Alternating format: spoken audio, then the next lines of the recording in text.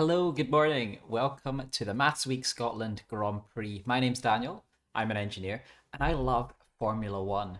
Today, you're going to use maths, digital skills, and data skills to learn how sports teams can use numbers, probabilities, and data to beat their opponents and win. We're coming to you today from our paddocks above the team garages, and I'm here with the king of calculations, Craig. Hello, Daniel. Yes, today is the day that we've been counting down to. I've just had a look at the track conditions and it looks like we're in for something special this morning. Hello, everyone taking part. My name is Craig. I love learning about maths. My favourite subject is computing and technology, and I love playing with tech and writing code. Today, I'm really interested in finding out more about the maths behind car racing. Yes, we have got over 3,000 of you joining us for today's interactive lesson, and you are all part of our racing team. And our racing team is called Fractal Racing. Formula One is a team sport, and everyone watching today are all your teammates. We're all working together for Fractal Racing, and we are counting on you. So you're joining us from across Scotland, and we asked some of you what the weather conditions were looking like where you are. So Ellie from St Thomas, you told us that it's sunny and dry and there's perfect visibility. Cara, who's at Wollaston, you were saying it's cloudy where you are. And Mrs Murphy's class at Meadowburn Primary, you've been telling us it's a bit of a dull day where you are. Can't be dull when it comes to Formula One and comes to the Maths Week Scotland Grand Prix. We want to see and hear how your class are getting on throughout the lesson. So if you're a teacher or an adult, you can tweet us. You can use the handles below. So you can use at DigiSkillsEd and at Maths Week Scot. We love seeing photos and messages and seeing how your class is getting on. Now, Daniel, I know a little bit about numbers, but I don't know so much about Formula One. What's going to happen today? Yes, so Formula One or F1 is a sport where cars race one another, and it's one of the world's most popular sports. So, Formula One say that their races are contested by the most skilled drivers in the world, and some of the top manufacturers and engineering companies create some of the most advanced cars in history. So, these cars they go to insane speeds. They accelerate very quickly. In fact, they can reach in a couple of seconds 370 kilometers an hour. So the G forces that you experience are something that only fighter pilots would otherwise get to experience, things like that. So Formula One is all about pushing the limits of speed, science, maths, and data. So I wonder if we've got any Formula One fans in the audience today. And in fact, looking at some of the pre-race interview questions, I think some of you are fans today. So if you are a Formula One fan or you've seen a race before, give a big cheer in your class right now. I could hear Yes. that. I could hear some of you I've there. quite a few. So don't worry if that's not you. You don't need to be a fan of Formula One. You don't even have to watch it to be able to do well in our challenge today. So you'll still be able to take part too. Craig, could you name any of the Formula One teams? Yeah, I know a few teams. So I know Ferrari and McLaren and Red Bull Racing. Those are the ones I know. Yeah, and that's right. Yeah, so they are some of the top teams in Formula One. And a lot of really specialist engineering companies enter these teams into races called Grand Prix, and they travel around the world holding these events. So a couple of weeks ago, it was in Brazil. Right now, they're in Las Vegas. Or not right now. Right now, they're in Aviemore. This weekend, they're in Las Vegas. And the exotic destination that we are today is in the Scottish Highlands. So it's maybe not quite as sunny as either of those other places. So, yeah, So let's be yeah. So where is the Scottish Grand Prix? Where is the Maths Week Scotland Grand Prix taking place, Daniel? it is taking place in Aviemore in the Highlands. Not quite as exotic then. Maybe not as much sun as Brazil or Las Vegas. Perhaps not. So, our team, again, is called Fractal Racing, and you are going to be strategy engineers. You're going to be making some really important decisions. So to take part today, you need to go to cyberskillslesson.com and you're going to click the button that says start the live lesson. I know a lot of you are already doing that just now. I could see all the likes coming in. I could see you sending in your answers.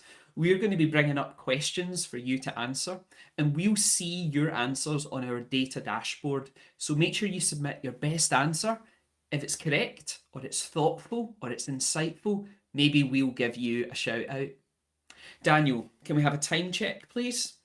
Yes, so there is less than half an hour to go until the lights go out and the race starts. So we've got a bit of time to put your maths and your data skills to the test. So if you haven't already, head to cyberskillslesson.com and click that Start the Live Lesson button.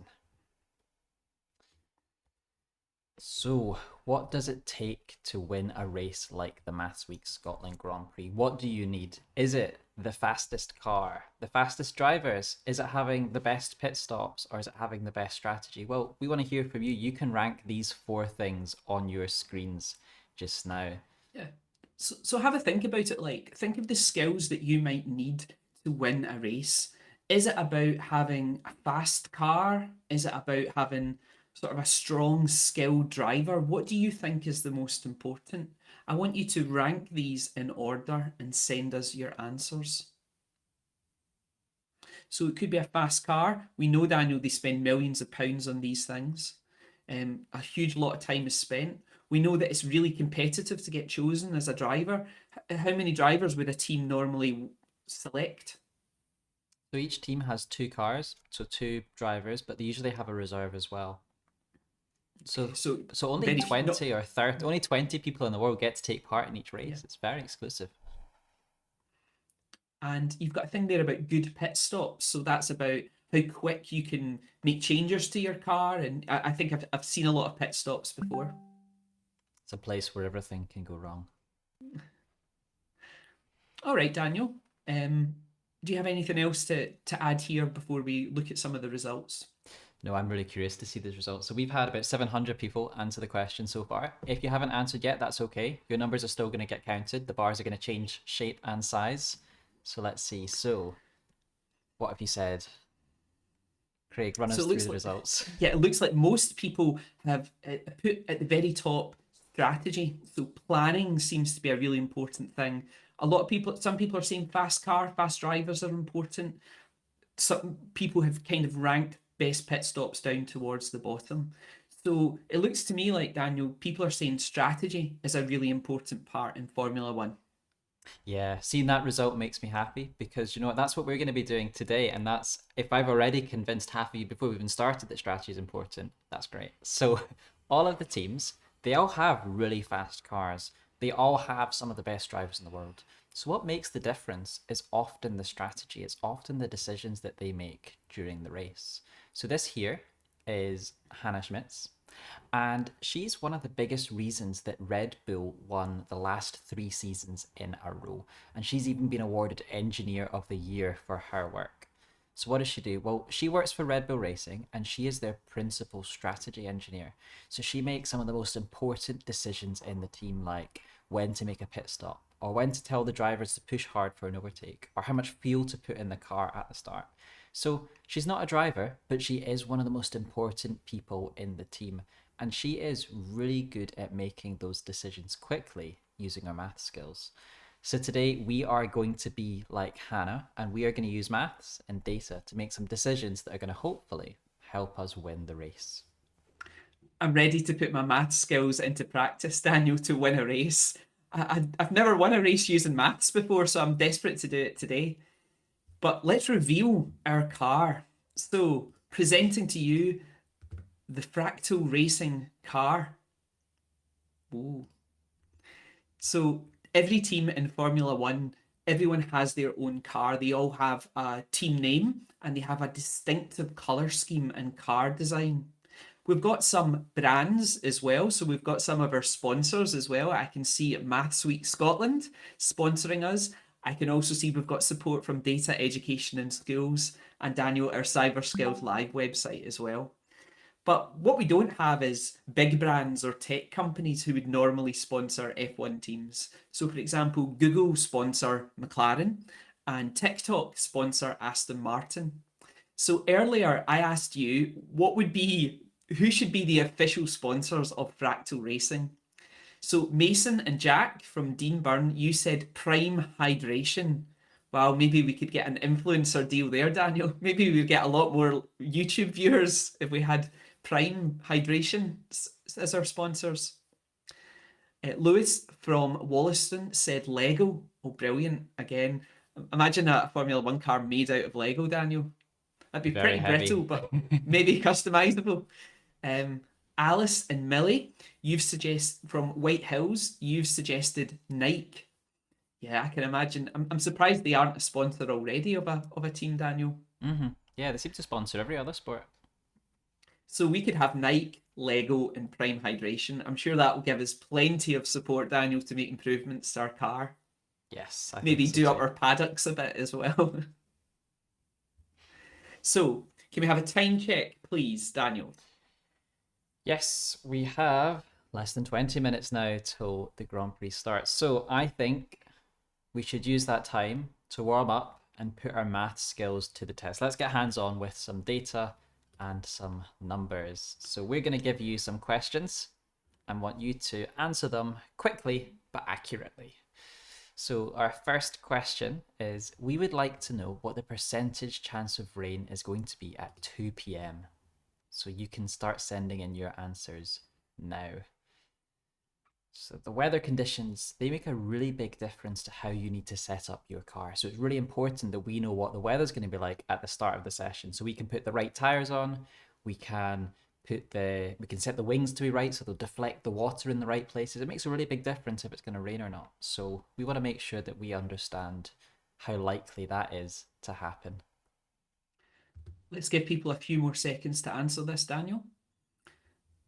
We had a tweet from Wollaston School. We're so excited to be taking part. Brilliant. Thanks for joining us today on the live stream. Thanks for joining us today. I can see that Mr. Milligan's computer class, so 2P7, they are ready to roll as well. Thank you. Now, this weather data, Daniel, it's presented as a chart. So the idea is it's easier to read and understand. It's kind of like, it's more of a table, I suppose. Yeah. And in a race, it's important to know how to present data like this in a way that can be read easily in an instant. So those people who are doing our jobs just now, those strategy engineers can read the information quickly. Okay, Daniel, are you happy? Shall we see what people have been saying? Yeah, let's take a look. So, oh, there's a big spike here in the middle of this slider, which means most of you are saying the same answer, which is probably a good sign. Yeah, Craig, could you maybe bring up the label that shows where that number is? So, the number is 47. Is that right, Daniel? I think that's right, yes. So if we look at our table and we look at 2 p.m., which is when the session starts, we look down, we can see a percentage next to the rain symbol and it says 47%. So yes, well read. Shall we go to our next question? Let's go for it. So we want to have the fastest driver in our car. So we invited 3 to do a test last month. And here are their best lap times. So tell us, who should we choose? Remember to tell us your name and your school too. So we've got the 3 practice times there from 3 drivers that we can select for Fractal Racing. You're going to tell us who it is that we should be selecting. Yeah, we want to choose the driver who can drive our car around the track in as short a period of time as possible. So take a close look at the times and our 3 options. Make your decision, tell us your first name, and tell us your school name. James from Dunblane High School, I can see that you've got the right answer there. A lot of people sending us in the correct answer, but not telling us their first name or their school. Make sure you say us that. Well done, Tyler at Cornton. Well done to William from St Monica's Primary. That's the right answer as well. Well done, Faith. Peter. Lena from McLaren High School. Well, McLaren are joining us today after all, Daniel. The other McLaren. Well done, Lucas from Cornbank. It's Cornbank School. And Leighton from Deanburn Primary as well, Daniel. I think we've got loads of answers here. This is Yeah, brilliant. lots of answers, and there seems to be a bit of a consensus growing here. So we want to choose the driver who can get around the fastest. So we actually want to choose the fastest time, which is the lowest number. So who has the lowest number? So Oliver Behrman, 129.428. Arthur Leclerc, 129.455. So that's higher, so that's not him. So Theo Pourchaire, 128.824. Well, that's the lowest one there. And that's what lots of you have been telling us. So there's lots of things you could consider when it comes to picking a driver, but ultimately they've got to be fast. If they're not the fastest, then it's going to be not a good difficult to start. win. So Theo is the correct answer. Well Yes. done. Let's move on to our next question. Okay, so Formula One cars, they have hundreds of different sensors on them that provide real-time data about pretty much everything in the car. So things like how hot the brakes are, or how much fuel is left, or even where the car is on the track. So we have some sensor data. Let's bring it up here. And in our sensor data, it shows the speed of the car all the way around the track. And what we want you to tell us is what the top speed of the car was.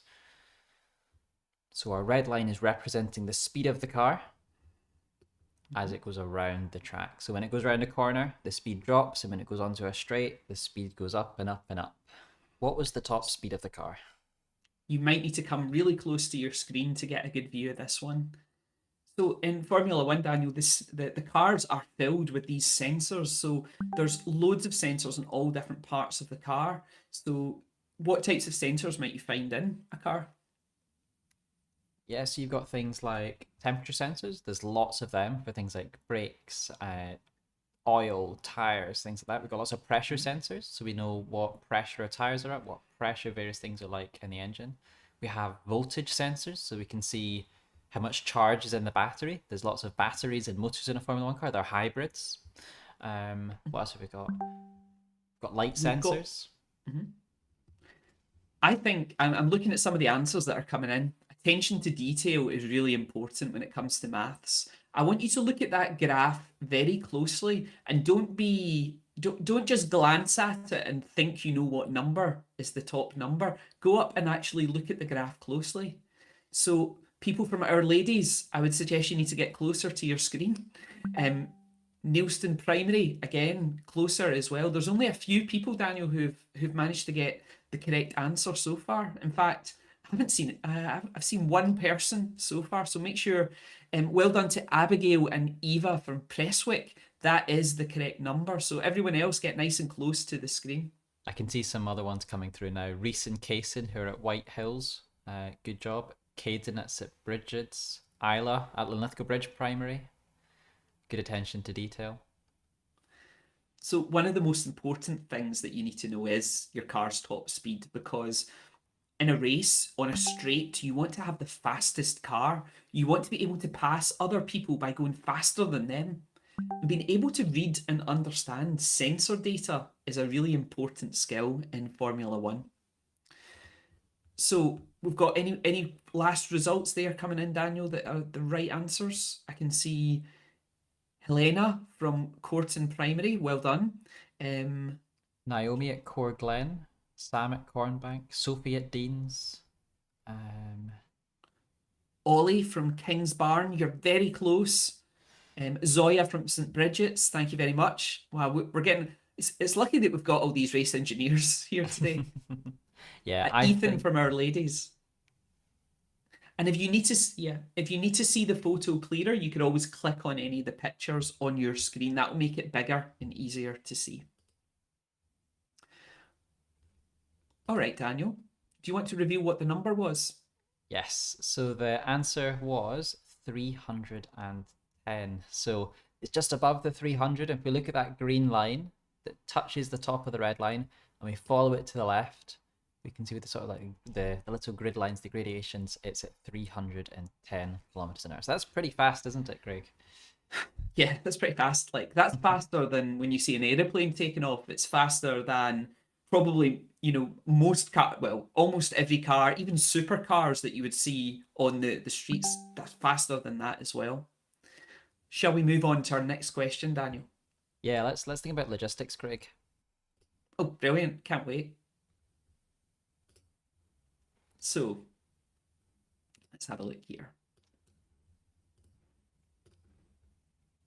So Formula One teams, they have to bring all their equipment from race to race, and there is a lot to move. So like all of their tools, their equipment, even offices and toilets need to be transported to the racetrack. So Fractal Racing has 57 tons worth of cargo that need to get to Aviemore in time for the Grand Prix. And their trucks can carry 5 tons each. So how many trucks do we need to book? Send us in your answers. Okay, so we've got 57 tons worth of cargo, and each truck can carry 5 tons. How many trucks do we need to book? Some of you are very fast at your calculations, so if you have a calculator ready, you can use it. If you can do it in your head, that's fine too. We'll maybe explain a couple of ways that you could work this out. But this skill about working out how you can get things to be in the right place at the right time is called logistics, and you need maths to be able to kind of work out your logistics. So this is a really big part of Formula One. So some of the biggest sponsors in Formula One are logistics companies. So people like DHL and UPS, they sponsor a lot of the big teams. So I can see quite a few different answers coming in here. Some people looking for some help. So Matthew, Bishop Briggs School, asking if we can give some advice about how to do this one. Why don't we talk through how to do this one, Daniel, for some people as well? So Daniel, if we've got 57 tons worth of stuff to move and a truck can move 5 tons, how would you use your maths to calculate this? Yeah, so let's say I didn't have a calculator. So each truck can take 5 tons. So if we had one truck, 5 tons, two trucks, 10 tons, three trucks, 15 tons. So it's the 5 times table. So if we wrote down the 5s times table, and then we look up when we get to 10 fives, so 10 trucks would be 50 tons. 50. 11 trucks would be 55 tons. I 12 know my 5 trucks, times table. and 12 trucks would be 60 60. tons. So we need between 11 and 12 trucks. It's not going to work, is it, though? We can't have between 11 and 12 trucks. We need to have 12 trucks because 12 trucks could hold 60, and 60 is bigger than 57. So that's one way that you could work this out. Craig, you did it a different way, though. Yeah, I would go 57 divided by 5. So 57 divided by 5 is 11.4. Okay, so you would need at least 11 trucks, but you need another truck as well because you can't have 0.4 of a truck. So yes, you would need 12 trucks. So well done to Josh from Stirling High School. Well done to Connor from McLaren. Well done to Dominic from St Thomas. We've got Connie from Corton Primary as well. Loads of people getting the right answer here, Daniel. Yeah, Mayreed, Maya, that's it, Mary's, Nishad at Our Ladies as well. Ashlyn from Shetland as well for taking part. Harry and Callum both said 12 as well. Brilliant. These are great answers, Daniel. Yes. Daniel, have we got time for one more question? I think we do, Craig. Yes. Let's do it. So just give me a second. It's much hard. It takes longer to change when there's so many answers. So there's lots of different places in Formula One that maths gets used. So you've just seen a few examples, but what we'd like to know is where else in Formula One do you think we might need to use numbers or charts or data, predictions, things like that? Where else might we use maths in Formula One? So this is just an open response. You can have a think and tell us your answers, and we're going to take a look and we're going to talk about some of the most interesting and insightful ones. I've had some tweets from Presswick Computing. Mrs. Gillespie's class are loving this new live lesson, and there's 100% chance of rain if it's in Scotland. Yeah, it feels that way sometimes, doesn't it? Primary 7 from St Joseph's Primary and Early Learning Centre, really enjoying numbers in the fast lane today.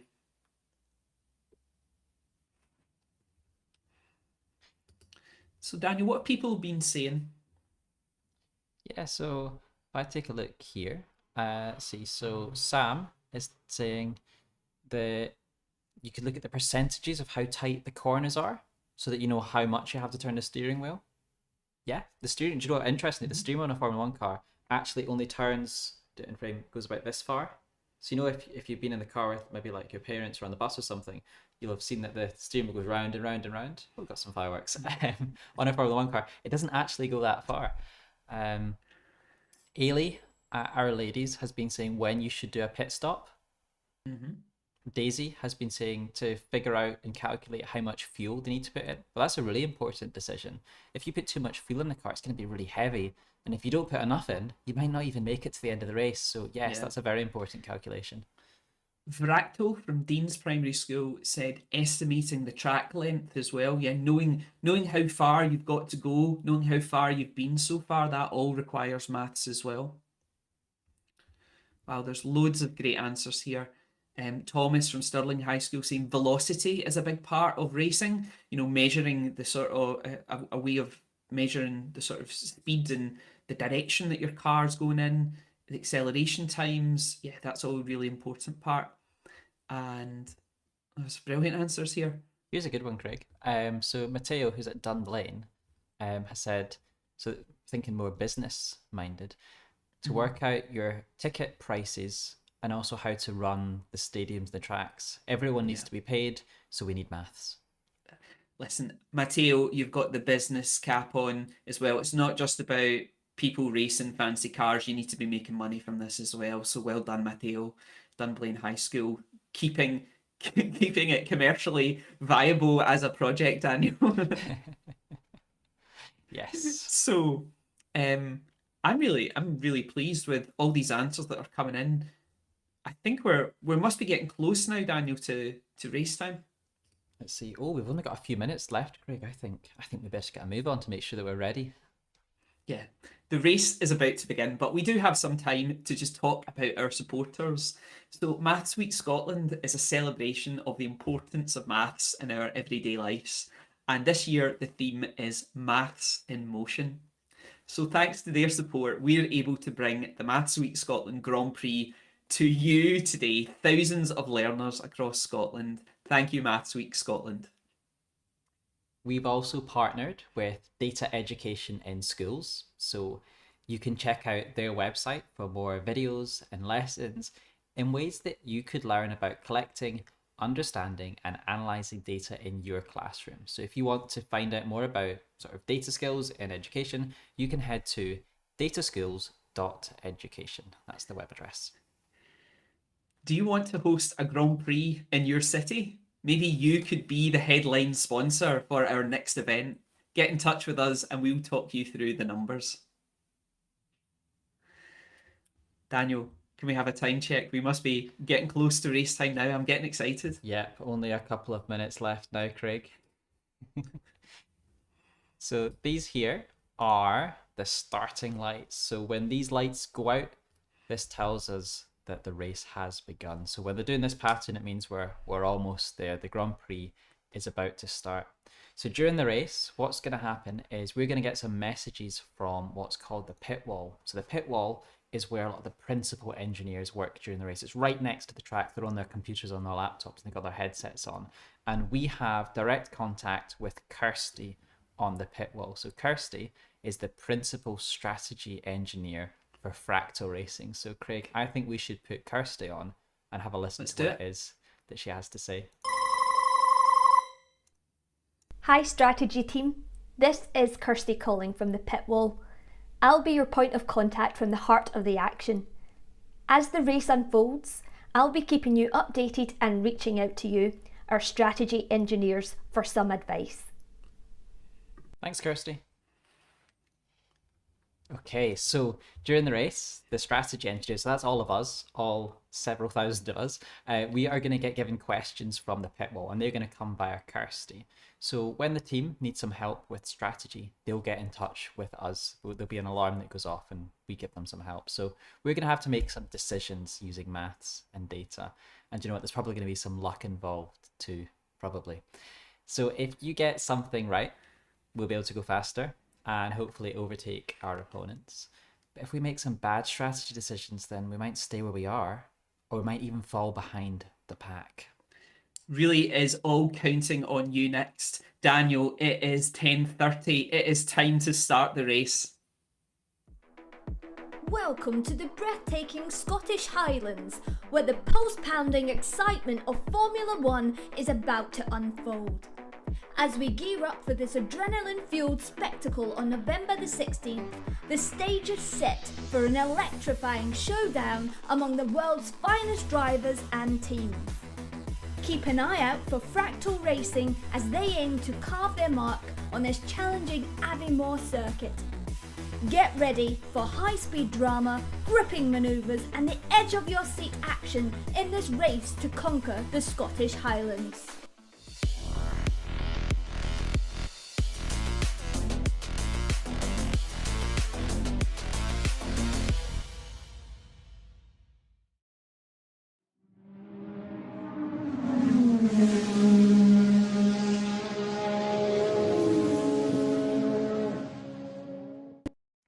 Oh, the cars are off to a quick start. Our team's made a really solid start to the race. We started in 10th position, but we had a really good few first laps and we've overtaken a few cars. So we are currently sitting in 7th place. Seventh Not too place, bad, not bad, yeah. not bad.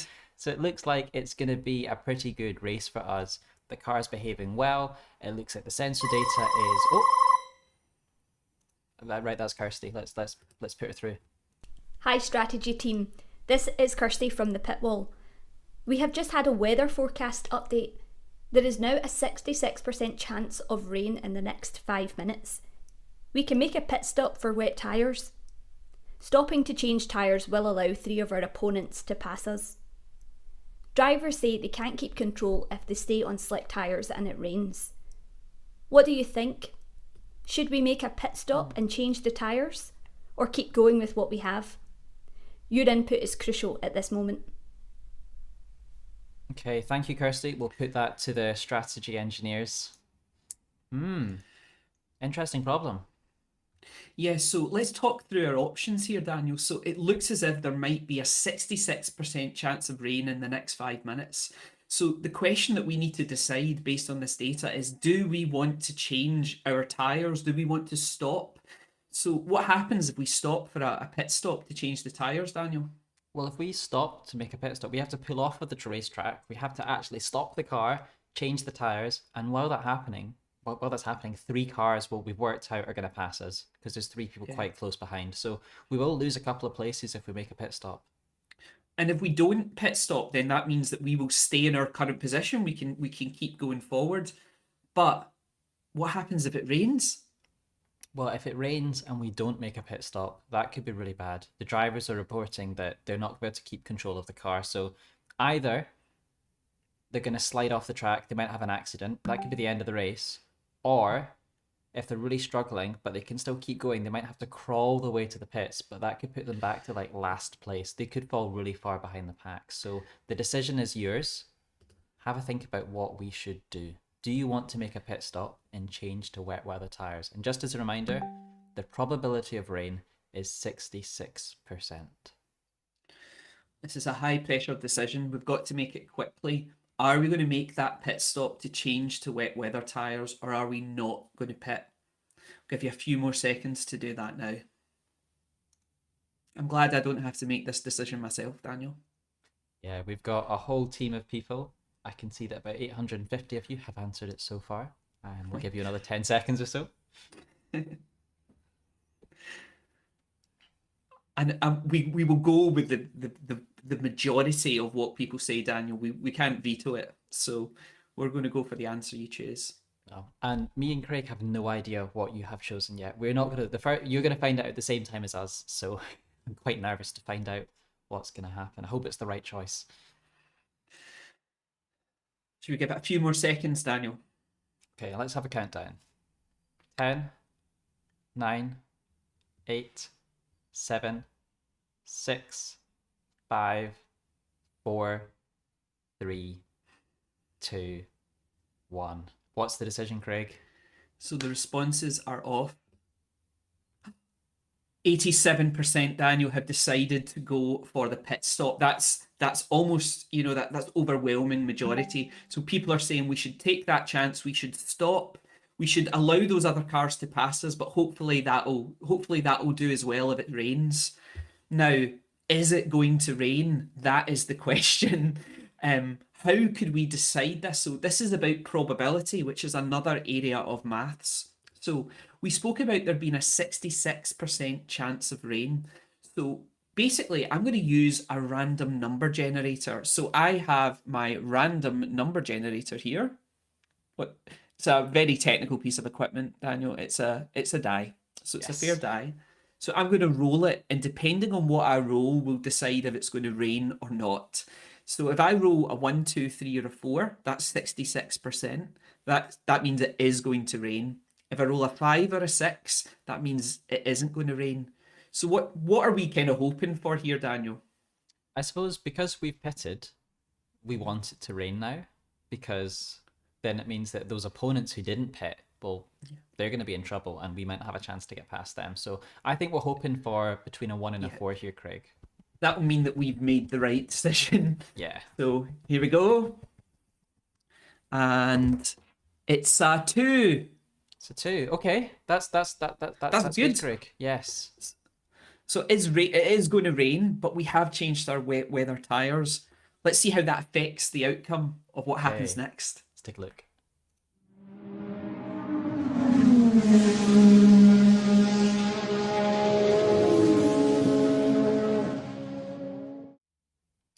Okay, so reading my race report update here, it says that due to some slippery conditions, some cars have been skidding along the road.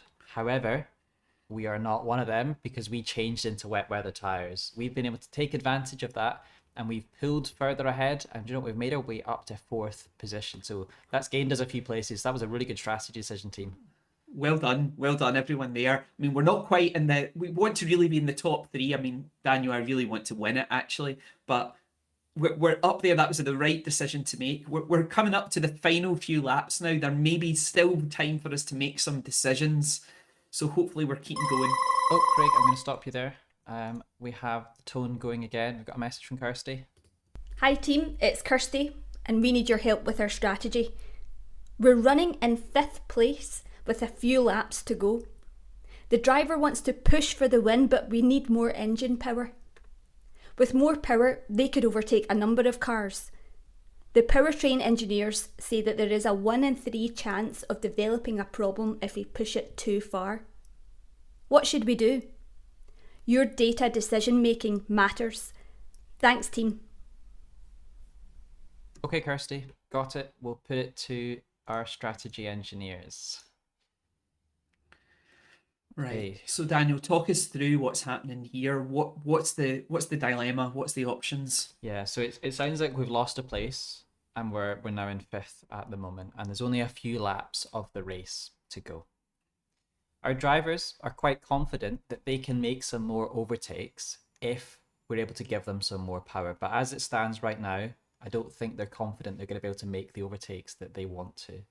We have the option to turn up the engine, get some more power, higher top speed, maybe we'll pass some cars, but it's not without risk. There's a 1/3 chance that the engine might develop a problem. So maybe something might overheat, something might get damaged if we push the engine too far. So the question is then, do we want to increase the power to our engine? Again, the decision is yours to make. So we could increase the engine power to try and race ahead, to try and overtake those other people, or we could do nothing, and hopefully the people in front of us will make mistakes, they will blunder, we'll be able to overtake them. But the problem is there is a 1 in 3 chance that if we do increase our engine power, something might go wrong with the engine. It's an experimental feature. Again, another data dilemma here for us, Daniel. I'm glad that we don't have to be making it ourselves. We're counting on you. Craig, I was having a look at the sort of the staffing rosters of some of the teams to see how many strategy engineers each of them have. And it looks like, depending on how big the team is, they might have between like 5 and 30 strategy engineers. Okay. Now, So 3,000 is excessive. We should be so, cutting back a bit. we've probably we might be breaching the budget cap here. However, this is hopefully going Let's to get lead my us to tail make back. yeah, perhaps. But that gives us a really good chance at making good decisions because there's so many people feeding into it. We've all got different skills. We're all probably looking at it slightly differently. So, Have you heard of a thing called the Wisdom of Crowns, Daniel? It's a maths and data thing where I'm going to summarize it badly, but the more people make a decision, usually that results in the average decision. They're usually better at making decisions overall as a group than just one person individually. So hopefully that will pay off today. So a few more seconds for people to send in what we should do. Again, we don't know what you're going to decide, whether you're going to increase that engine power or whether we're going to do nothing. Remember, it's not without risk. We know that there's chance involved, some probability there. Okay, Daniel, should we have a countdown? okay, Craig. Yeah. Oh, Kirsty's pushing me for an answer. I think we need to let her Okay. know. Right. I'll stop the responding. Should we see the results? Yes, please. 83%, we've got risk takers. 83% have decided to increase the engine power, Daniel. Okay? So what does this mean? 83%. Well, there's a 1 in 3 chance. So I'll use my random number generator again. So we're going to increase the engine power, but is it going to happen without a fault? So if I roll a 1, 2, 3, or 4, then that means there'll be no problems. If I roll a 5 or a 6, then there could be a fault. Are you ready, Daniel? I'm ready. Okay.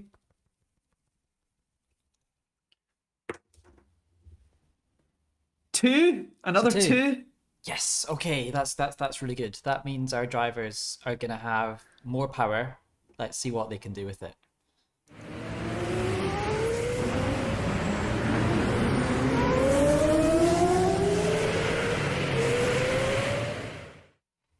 Okay, that looked like we're making some passes there. Yes. Let's hear from Kirsty. She's calling. Hi, strategy team. We did it! Overtaking the race leader wasn't easy. They really knew how to position their car to make it impossible to get close and past them. But with our extra power, we made an overtake stick on the last lap. It was so close. It was all done in the last few kilometres. But despite our challenges, your mathematical and probability skills helped us win first place. By trusting the numbers and understanding the risks, you made the data-driven decisions that led us to victory. So fantastic job, team. What great news, Kirsty. So we have managed to win the Grand Prix. Fantastic. That's such good news. I am so relieved, and those data decisions were what clinched it for us. Oh, absolutely. If we'd made the wrong decisions there, we wouldn't have won that. If I'd rolled a different number, we might not have won it as well. Well done, everyone. You used maths and data and a little bit of luck as well to take Fractal Racing to the top of the podium. Well done, everyone. Yes, so we've managed to achieve quite a lot in the last 45 minutes. We kind of started off by looking at how maths gets used in Formula One. And then we got hands-on with some of the same types of data and charts and graphs, the same kinds of things that strategy engineers have to use every single time there's a race. So you got a chance to try out those. And then, most importantly, during the Grand Prix, you used probabilities to take calculated risks. And you made some really good calls there. So good job once again. But before you go, there's one task to go. So you can think about this last task like a victory lap. You're going to need to answer a few feedback questions, and they're on your screen right now. Daniel, I've had a fantastic time this morning learning about the maths behind what you need to win a Formula One championship. Teachers, classes, if you enjoyed today's lesson as well, make sure, listen, we're on YouTube Live, Daniel. You need to come and like this video, and you're going to hit the subscribe button now. So if you're a pupil in the class, tell your teacher to go over and hit that like button and smash the subscribe button as well while they're there, so your class can join us for more lessons like this. Thank you very much for taking part today. Yes, so that's all we have time for today. But if you've gotten a taste for doing maths activities with your class, we've got lots more on our website. If you head to cyberskillslesson.com, we've got some activities that you could take part in. So one of my favorites is called Code Your Own Data Selfie, where you get to take personal data about yourself and you get to visualize it in an abstract and creative way. That's one of my favorites. I really like Plug in the Numbers, Daniel, which is one that's all about solar power energy, but actually using real data to calculate how much solar energy could be used at your school. So that uses real data from maps, real data from NASA as part of it as well. With loads of different options. Lots of activities. But like I said, that is all we have time for today at the Maths Week Scotland Grand Prix. So it's bye from Craig. Bye bye. And it's bye from me as well. See you next time.